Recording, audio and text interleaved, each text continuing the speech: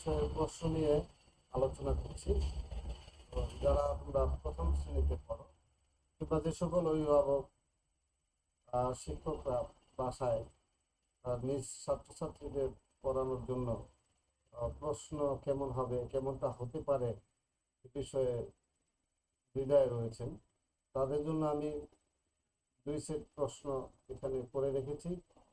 সুবিধার কথা হলো আমি এই প্রশ্নের সাথে একেবারে ওয়ার্ড, যেটা ওয়ার্ডে পড়া, সেটা আমি সংযোজন করে দেব। যে কেউ যে কোনো কাজে এটা ব্যবহার করতে পারবেন, কোনো সমস্যা নেই। ঠিক আছে? তো আমরা এই প্রথম প্রান্তে 2025 সালে প্রথম শ্রেণীর প্রশ্ন কেমন হবে হতে পারে সেটা আপনারা এই ভিডিওর মাধ্যমে জানবেন। তো আমি এখানে দেখেন, এখানে আমি দুই সেট প্রশ্ন রেখেছি। প্রথম সেট প্রশ্নে এখানে কি আছে আমাদের রয়েছে, আহ, এক, সংখ্যায় লিখো 1 থেকে 30। এটা লিখবে সংখ্যায়, অর্থাৎ আমরা যে বাংলা যে অক্ষরগুলি প্রতীকগুলি ব্যবহার করি 1 2 3, এবং সংখ্যায় লিখো 11 থেকে 13। এটা হলো আম, ইংরেজি যে প্রতীকগুলি ব্যবহার করি এগুলো আপনারা দেখাতে পারেন। কথায় লিখো 12 17 23, এগুলি লিখবে বানান করে ওরা। তারপর আমাদের 4 নং প্রশ্নে আছে অঙ্কে লিখো 11 17 21 26, এগুলো অঙ্কে লিখবে তারা। 5 নং প্রশ্নে আছে কম থেকে বেশি সাজাও, অর্থাৎ এলোমেলো করে কিছু সংখ্যা থাকবে বা অঙ্ক থাকবে, এগুলো সাজাতে হবে কম থেকে 2 4, তারপর 6 7, এভাবে। খুব অনেক বড় সংখ্যা নয়, ছোট ছোট সংখ্যা যেগুলো ওরা জানে। খতে আছে আহ, আহ, শূন্য, আর তারপর এক, এটা ওদেরকে শেখানো হবে কম থেকে বেশি কিভাবে সাজায়। 6 নং আছে বেশি থেকে কম সাজাও। এখানেও আমরা বেশি থেকে কম, তাহলে আমরা বোঝাবো যে 9 সবচেয়ে বড়, বড় থেকে ছোটর দিকে লিখতে হয়। 9-এর পরে 7 5 3, এভাবে আমরা ওদেরকে লেখাবো। তারপর আমাদের রয়েছে শূন্যস্থান পূরণ করো পরবর্তী সংখ্যা। এখানে শূন্যস্থান পূরণ করবে কি পরবর্তী সংখ্যা। এখানে শূন্যস্থান থাকতে পারে, খালি ঘরও থাকতে পারে। এখানে খালি ঘর ওদেরকে বলবেন, খালি ঘরও থাকতে পারে। 5-এর পরবর্তী সংখ্যা 6, এখানে লিখবে যে কমা আছে। 8-এর পরবর্তী সংখ্যা 9, 11-এর পরে 12, এগুলি ওরা লিখবে। তারপর 8 নং-এ আছে শূন্যস্থান পূরণ করো পূর্ববর্তী সংখ্যা। পূর্ববর্তী সংখ্যা অর্থ এখানে খালি শূন্যস্থান আছে, তারপরে 13 দেওয়া আছে, তাহলে আমাদের লিখতে হবে 12। এটা ওদেরকে বোঝাইতে হবে এইভাবে।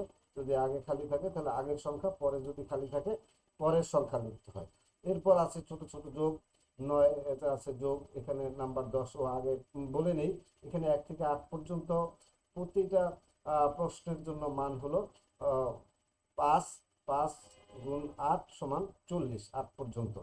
তারপর 9 নং অঙ্কে আমাদের নাম্বার হলো 10, যোগ করো। এখানে 5টি যোগ আছে, 5 যোগ 7 যোগ 2 6 যোগ 1, ওরা হাতে গুনে গুনে এগুলো করবে। 10 নং-এ আছে বিয়োগ করো। ঠিক 6 থেকে 3 বাদ দিলে কত হয় সেটা ওরা ছোট ছোট ভাবে ওরা গুনে গুনে এগুলো লিখবে। 11 নং-এ আছে কত যোগ করে 7 হয়, সবগুলো লিখো। কতভাবে 7 হয়, আম, 1-এর সাথে 6 যোগ করলে হয়, 5-এর সাথে 2 যোগ করলে হয়, 4-এর সাথে 3 যোগ করলে হয়। এইভাবে ওরা যতভাবে 7 হয় সবগুলো ওরা লিখবে। তো 12 নং-এ আছে শূন্যস্থানের সঠিক সংখ্যা বসাও। তো শূন্যস্থানের সঠিক সংখ্যা কি বসাবে? 5 আছে, এখানে বিয়োগ চিহ্ন দেওয়া আছে। ফলাফল সমান 3 দেওয়া আছে, তাহলে এখানে 2 হবে। অর্থাৎ ওদেরকে বুঝাইতে হবে 3-এর সাথে আর কত যোগ করলে এই বিয়োগগুলো ওরা শিখবে কিভাবে উত্তরগুলি করা যায়। এখানে 5টা বিয়োগ সংখ্যা আছে। এবার 13 নং প্রশ্নে আছে, এগুলো প্রত্যেকটি এই যে 9 থেকে 9 9 10 11 12, এই 4টা নাম্বার থাকবে 40 10 করে। এবার 13 রঙে 5টি অঙ্ক দেওয়া থাকবে, সেখান থেকে 4টির উত্তর করতে হবে। একটি মেয়ে 5টি আপেল কিনেছে, সে তার বোনকে 3টি দিয়েছে, তার কাছে কতগুলো আপেল আছে? তো আমরা এটা এই যে এখানে দেখেন, আমি যদি ছেলে মেয়ে তোমরা যদি বুঝতে চাও, একটি মেয়ে 5টি আপেল কিনেছে, যে উপরে দেখো এখানে 1 2 3 4 5টি আপেল কিনেছে, সে তার বোনকে 3টি আপেল দিয়েছে।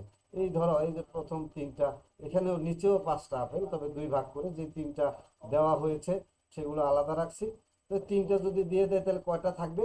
2টা থাকবে। তো এইভাবে আমরা উত্তরটা করব, অর্থাৎ 5 থেকে 3 বিয়োগ করব। কি করব? বিয়োগ করব। 3টা বাদ দিয়ে দিলাম, এই সোজাসুজি 3টা বাদ দিলে এই 2টা থাকে, এই বিয়োগটা ওরা শিখবে। তারপর বলা হয়েছে খতে, বাসায় 6টি কমলা ছিল, মা আরো 4টি আনলে, এখন কয়টি কমলা হলো?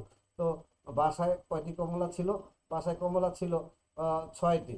তো 1 2 3 4 5 6, আমরা 6টি কমলা দেখতে পাচ্ছি। মা আরো 4টা আনলে, এখানে নিচে দেখো 4টা, 1 2 3 4। এখন এই 6টার সাথে 4টা একত্রিত করা, মানে এটা হলো যোগ করা। তো আমরা যদি করি কি হয়, সবগুলো গুনলেই তো পাওয়া যাবে কয়টা হয়। 1 2 3 4 5 6 7 8 9 10। তো আমরা 10টা কমলা পেলাম, অর্থাৎ 10টি কমলা হলো।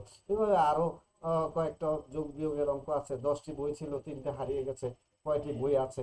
10 থেকে 3 কমে গেছে, তাহলে বিয়োগ হবে।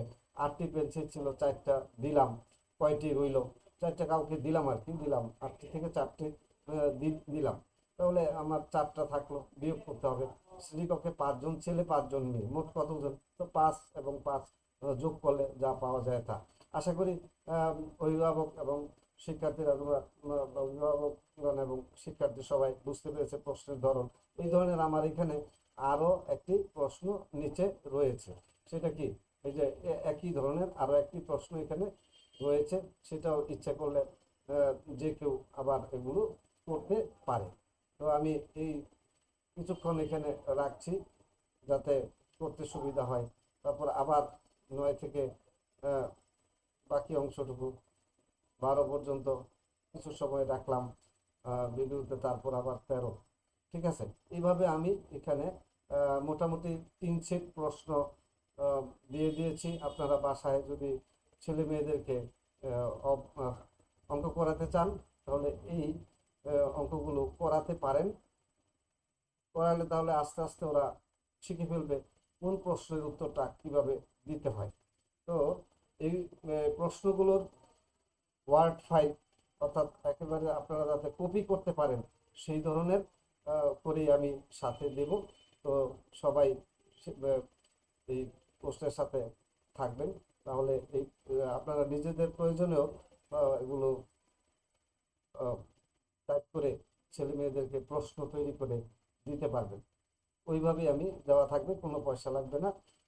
এগুলি ডাউনলোড দিতে বা কপি করতে কোনো সমস্যা হবে না, সেভাবেই দেব। আশা করি আপনারা আপনাদের বাচ্চাদের এগুলো অনুশীলন করাবেন। তো আজকের মতো এখানেই বিদায় নিচ্ছি। আল্লাহ হাফেজ। অঙ্কের পর আমি ইংরেজি নিয়েও আপনাদের সামনে হাজির হব। তো আপনারা উপকৃত হলেই আমার এই পরিশ্রম কিছুটা হলো সার্থক হবে। আল্লাহ হাফেজ।